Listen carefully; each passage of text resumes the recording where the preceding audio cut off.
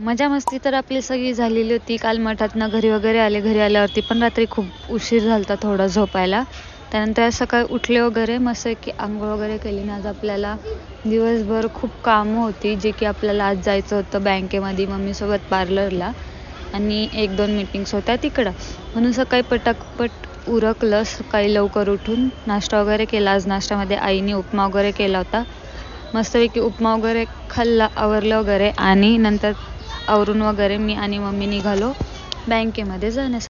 आवरलं वगैरे आणि खूप दिवसानंतर आज मी मम्मीसोबत एवढं सकाळी बाहेर पडत होते. सो मस्तपैकी आवरलं वगैरे बँकेत गेलो. बँकेतली काम उरकून आम्ही स्वामींना पाया पडायला गेलो जे की आपल्या पार्लरच्या इथेच खाली आहे आणि खूप भारी आहे. जे खूप प्रसन्न आणि मस्त वाटतं. काही वाटलं की मी मम्मी आम्ही तिथे जात असतो.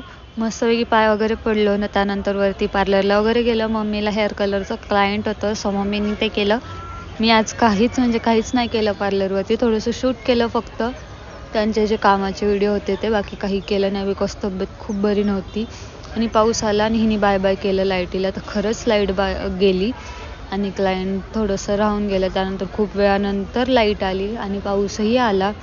मस्त की पहिल्या पावसाचा आज आनंद घेतला. भारी वाटलं. खूप मजा येते. भिजायचं होतं पण काय आजारी असल्यामुळे मम्मीने मला काय पाठवलं नाही आहे. मग काय मी थोडंसं शूट करताना बघा हिची नाटकी.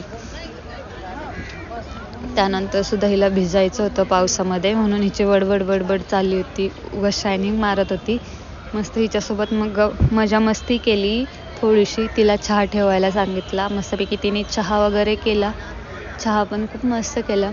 आणि मी फक्त सगळ्यांना एवढंच सांगेल, आयुष्यात आपल्या वाईट लोक येत राहतात आणि जात राहतात. सो वाईट लोकांकडं दुर्लक्ष करून चांगल्या लोकांकडे लक्ष द्या आणि त्यांच्याशीच बॉन्ड ठेवा. बाकीच्यांशी जास्त ठेवू नका. बिकॉज काय होतं, वाईट लोक येतात आणि आपल्याला मागं खेचतात आणि त्यांना आपलं चांगलं झालेलं सुद्धा बघवत नाही.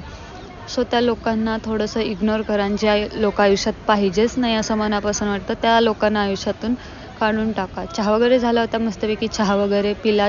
त्यासोबत बिस्किट वगैरे खाल्लं, गप्पा मारल्या आणि मस्तपैकी संध्याकाळी पण थोडीशी मजा मस्ती केली होती. काम झाल्यावरती आम्ही गप्पा मारत बसलो होतो खूप वेळ.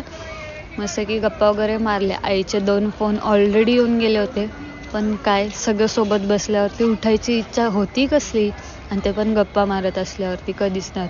आणि आमचं बडबड तर कधी स्टॉप होत नाही. त्याची बडबड कंटिन्यू जरी बोलत राहिली तरी कमी होतं. असा होता माझा आजचा दिवस. Bye bye. भेटूयात उद्या.